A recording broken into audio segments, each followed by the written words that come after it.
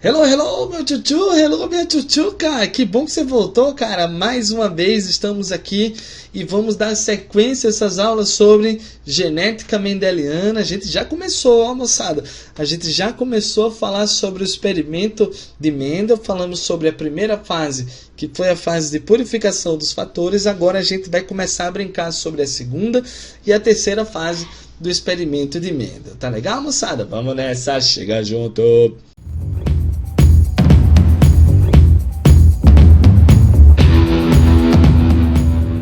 Ok, rapaziada, então seguindo aqui o nosso bate-papo, a gente pega aqui, ó, segunda fase do experimento de Mendel, foi chamado, né, foi intitulado de fecundação cruzada da geração P. Eita! Rafa, lembra pra mim quem que é essa geração P? Eram os puros, que ele conseguiu na primeira fase de purificação. E lembra pra mim o que é essa fecundação cruzada? Fecundação cruzada é quando você cruza dois indivíduos diferentes, né? O contrário da autofecundação, tá?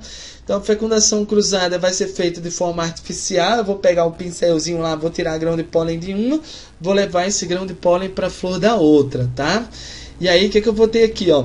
Peguei uma ervilha de cor amarela pura, que eu consegui na primeira fase. Eu vou plantar essa ervilha, vai crescer uma plantinha, daqui a pouco ela vai estar na idade reprodutiva.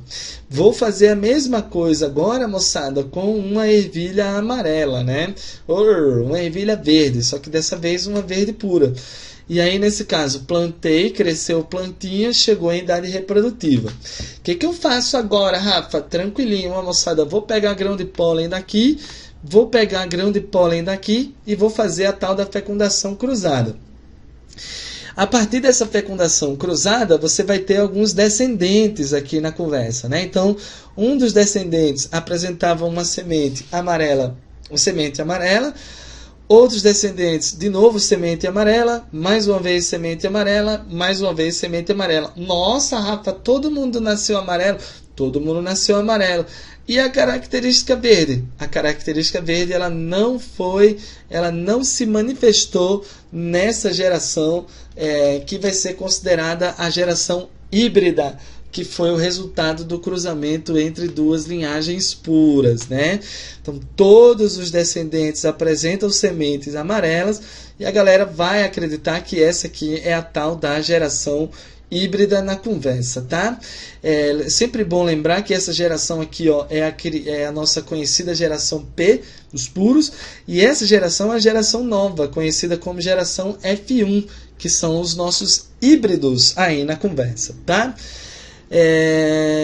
Bom, esse cruzamento ele foi muito importante para o experimento de Mendel. Já a gente vai conversar melhor sobre isso, só para a gente registrar aí o resultado, né? O resultado foi a formação de 100% de descendentes iguais a um dos dois parentais, nesse caso o parental de cor amarela que foi observado lá na descendência da geração F1, né? Algumas observações importantes, pessoal. A primeira delas é que o Mendel observa que o caractere que se conserva nos descendentes da geração F1 vai ser conhecido como caractere dominante. O amarelo, de alguma forma, dominou a característica dos descendentes, enquanto que, moçada, o caractere que não foi observado, o Mendel acreditava que esse caractere entrou em recesso, né, sendo, portanto, conhecido como caractere recessivo. Então, existem algumas definições para caractere dominante. E uma das definições o caractere dominante é aquele que se manifesta no híbrido. E o caractere recessivo é aquele que não se manifesta no híbrido, tá? Você pegar um outro exemplo, que o Mendel fez isso não só para a cor da semente, ele fez para um monte de outra característica. Você pega, por exemplo, a flor, você pega uma flor roxa pura, cruza com uma planta de flor branca pura, todos os descendentes nasceram com flor roxa. Aí a questão te pergunta, e aí, flor roxa, dominante ou recessivo? Aí você fica naquele, caraca, Rafa, e agora? Eu não decorei. Não tem que decorar, cara. Tem que conhecer o experimento de Mendel. Então vai lembrar, cruzou roxo com branco, formou os híbridos. Quem são os híbridos? são roxos, então o caractere dominante é aquele que se manifesta no híbrido. E o caractere recessivo, que no caso é o branco, ele acaba não se manifestando. Valeu, moçada? É assim que tem que pensar sobre o experimento de Mendel, tá? Bom, para fechar a nossa brincadeira, a gente passa aqui para a terceira fase do experimento de Mendel, que é a fase de autofecundação da geração F1. Aqui, moçada, o que é que eu vou fazer? Eu vou pegar uma semente amarela híbrida, aquela que a gente acabou de ver na geração F1, vou, fofinhos, plantar, vai nascer uma plantinha, vai nascer a flor, e aí eu vou fazer a autofecundação. O resultado dessa autofecundação já era meio que esperado, né? Eu não sei se você lembra, mas lá naquela fase, moçada, de purificação dos fatores, a gente pegou uma planta semente amarela híbrida e quando autofecundou, nasceu, para cada 3 amarelos que nasceu um verde na parada. Então o Mendel ele vai estar, de certa forma, repetindo esse mesmo cruzamento aqui, ó. Ele pegou uma semente amarela híbrida e o resultado disso não poderia ser diferente do que várias sementes amarelas e algumas verdes aí na parada. E aí o Mendel chega à conclusão, portanto, que essa aqui, ó, é a geração F2 e que a geração F1 é, com certeza, o resultado da hibridização, né? Então, na geração F2, o que você tem lá? Você tem 3/4 ou 75% dos descendentes com a semente amarela, 1/4 ou 25% dos descendentes apresentando a semente verde, tá? Então, como resultado, você tem a formação de indivíduos que apresentam as características encontradas na geração P, né? Amarelo e verde. O verde volta a se manifestar mais uma vez, tá? Essa é a nossa querida geração F2. Existe uma proporção de 75% para 25%, ou 3/4 para 1/4, ou simplesmente 3/1. Essa proporção é conhecida como proporção fenotípica de 3 amarelos para 1 verde. E algumas conclusões muito importantes que eu tirei desses cruzamentos todos, né? Primeiro é que o caractere dominante ele aparece em todas as gerações, né?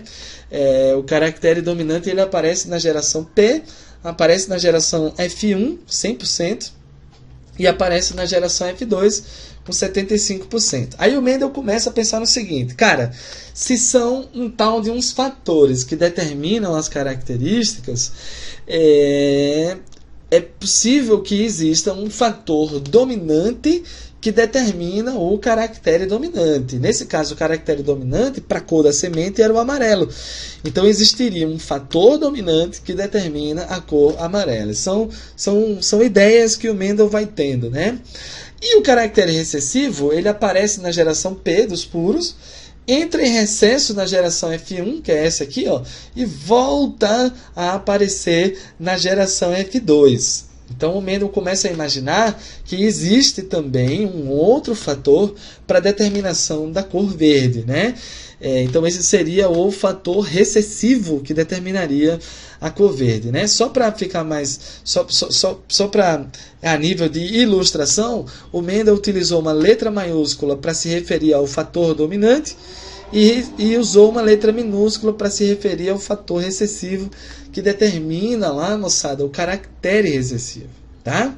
Então, moçada, esses foram os resultados do experimento de Mendel. Essas foram algumas conclusões importantes que o Mendel tirou, mas existem muitas respostas que ainda têm que ser trabalhadas aqui, muita coisa ainda tem que ser discutida pelo próprio Mendel para que eu possa explicar de uma vez por todas como a hereditariedade funciona e como explicar esses resultados, né? 100% de amarelos na geração F1, 75% de amarelo na F2, né? 25% de verde apenas na geração F2. Então, o Mendel começa a perceber que existe uma regra por trás disso, já que a parada não é aleatória, e ele começa a tentar explicar como isso acontece. Nas próximas aulas, quando a gente voltar, a gente já vai voltar com essa explicação do Mendel em relação ao seu experimento. Falou, moçada? Então, ó, vamos ficando por aqui. Um grande beijo, um abraço e até a próxima. Falou!